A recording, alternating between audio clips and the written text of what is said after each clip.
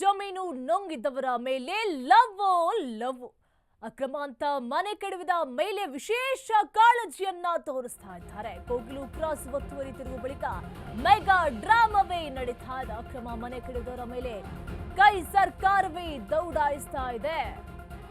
ಈಗ ವಿಶೇಷ ಕಾಳಜಿನ ಈಗ ತೋರಿಸ್ತಾ ಇದ್ದಾರೆ. ಮನೆ ಕೆಡವಿದ ನಂತರ ಅಕ್ರಮ ಮನೆ ಕೆಡವಿದ ಮೇಲೆ ಕೈ ಸರ್ಕಾರವೇ ದೌಡಾಯಿಸ್ತಾ ಇದೆ. ಬ್ರದರ್ಸ್ ಮೇಲೆ ಡಿಸಿಎಂ ಡಿಕೆಶಿ ವಿಶೇಷ ಕಾಳಜಿ. ಇಂದು ಅಕ್ರಮ ಮನೆ ತೆರವು ಪ್ರದೇಶಕ್ಕೆ ಡಿಸಿಎಂ ಭೇಟಿ. ಬೆಂಗಳೂರಿನ ಕೋಗಿಲು ಕ್ರಾಸ್ಗೆ ಭೇಟಿಯನ್ನ ನೀಡ್ತಾರೆ ಡಿಕೆ ಶಿವಕುಮಾರ್. ಸ್ಥಳೀಯರಿಂದ ಮಾಹಿತಿಯನ್ನ ಪಡಿತಾರೆ ಡಿಸಿಎಂ ಡಿಕೆ ಶಿವಕುಮಾರ್. ಸ್ಥಳಕ್ಕೆ ಭೇಟಿ ನೀಡಿದ ಬಳಿಕ ಸಿದ್ದರಾಮಯ್ಯ ಜೊತೆ ಸಭೆಯನ್ನು ಕೂಡ ಮಾಡ್ತಾರೆ. ವಾಸ್ತವ ಪರಿಸ್ಥಿತಿ ಹೇಗಿದೆ ಎಂಬುದರ ಬಗ್ಗೆ ಸಿಎಂಗೆ ಮಾಹಿತಿಯನ್ನು ಕೂಡ ಕೊಡ್ತಾರೆ. ಬ್ರದರ್ಸ್ ಮೇಲೆ ಡಿಸಿಎಂ ಡಿಕೆಶಿ ವಿಶೇಷ ಕಾಳಜಿಯನ್ನು ಕೂಡ ಇಟ್ಕೊಂಡಿರೋಂಗೆ ಕಾಣಿಸ್ತಾ ಇದೆ. ಸರ್ಕಾರಿ ಜಮೀನು ನುಂಗಿದವರ ಮೇಲೆ ಈಗ ವಿಶೇಷ ಕಾಳಜಿ ಪ್ರೀತಿ ಬಂದಿದೆ. ಅಕ್ರಮ ಮನೆ ಕೆಡವಿದ ನಂತರ ಇವಾಗ ವಿಶೇಷ ಕಾಳಜಿಯನ್ನು ತೋರಿಸ್ತಾ ಇದ್ದಾರೆ. ಕೋಗಿಲು ಕ್ರಾಸ್ ಒತ್ತುವರಿ ತೆರವು ಬಳಿಕ ಮೆಗಾ ಡ್ರಾಮವೇ ನಡೀತಾ ಇದೆ. ಒಂದು ಕಡೆ ಸರ್ಕಾರದ ಅಧಿಕಾರಿಗಳೆಲ್ಲರೂ ಕೂಡ ದೌಡಾಯಿಸ್ತಾ ಇದ್ದಾರೆ.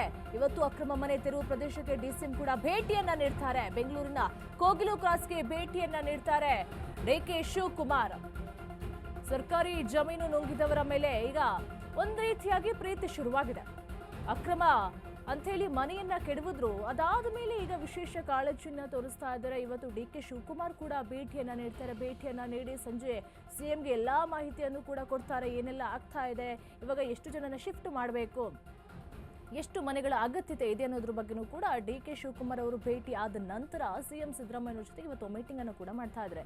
ಇದೆಲ್ಲ ಮೊದಲೇ ಮಾಡ್ಬೋದಿತ್ತಲ್ಲ. ಇಂಥ ವಿಶೇಷ ಕಾಳಜಿ ಅವರಿಗೆ ಮನೆ ಕೆಡವುತ್ತೇವೆ ಅಂತ ಹೇಳಿ ಮೊದಲೇ ಸೂಚನೆಯನ್ನು ಸಹ ಕೊಡ್ಬೋದಿತ್ತು.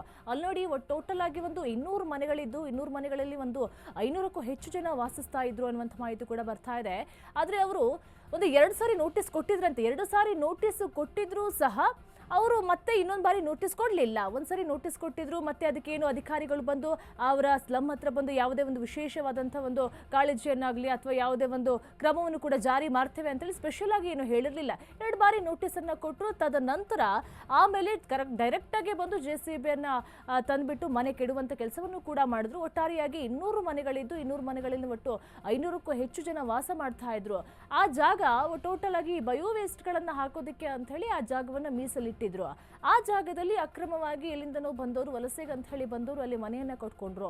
ಅದು ಹೇಳ್ದೆ ಮನೆಯನ್ನ ಕಟ್ಕೊಂಡ್ರು ಅನ್ನುವಂಥ ಕಾರಣಕ್ಕಾಗಿ ಏಕಾಏಕಿ JCBನ ತೆಗೆದುಕೊಂಡು ಬಂದ್ಬಿಟ್ಟು ಡೆಮೋಲಿಷ್ ಮಾಡುವಂತ ಕೆಲಸವನ್ನ ಮಾಡಿದ್ರು.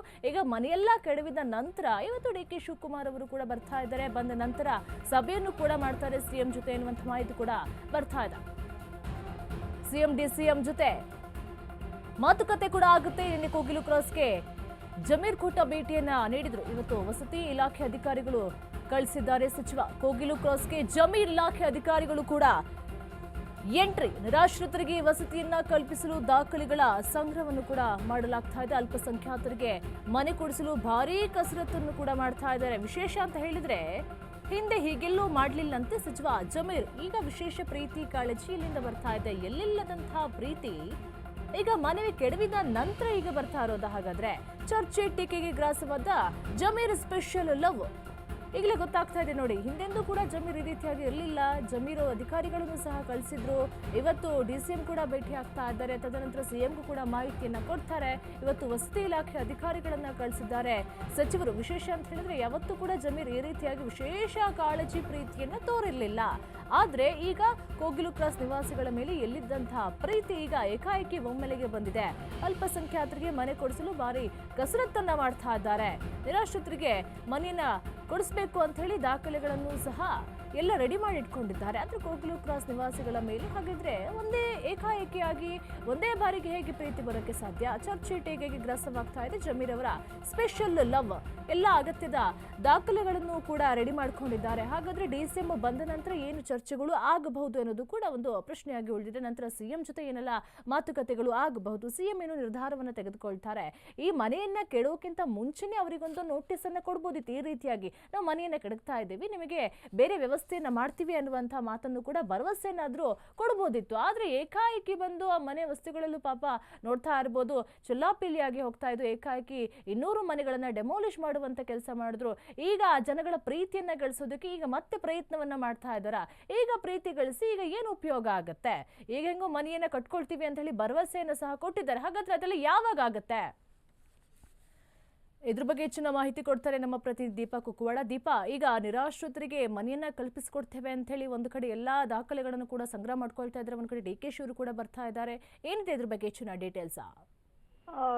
ನಿರೀಕ್ಷಾ, ಕೋಗಿಲು ಕ್ರಾಸ್ ಬಳಿ ನಡೆದಂತಹ ಅಂದ್ರೆ ಏನು ಅಕ್ರಮ ಮನೆಗಳು ಅನ್ನುವಂತಹ ಕಾರಣಕ್ಕೆ ನೆಲಸಮ ಮಾಡುವಂತಹ ಕೆಲಸ ಆಗಿತ್ತು. ಅದಾದ ಬಳಿಕ ದೊಡ್ಡ ಮಟ್ಟಿನ ಈ ಒಂದು ವಿಚಾರ ರಾಜಕೀಯ ತಿರುವನ್ನು ಕೂಡ ಪಡೆದುಕೊಂಡಿದೆ.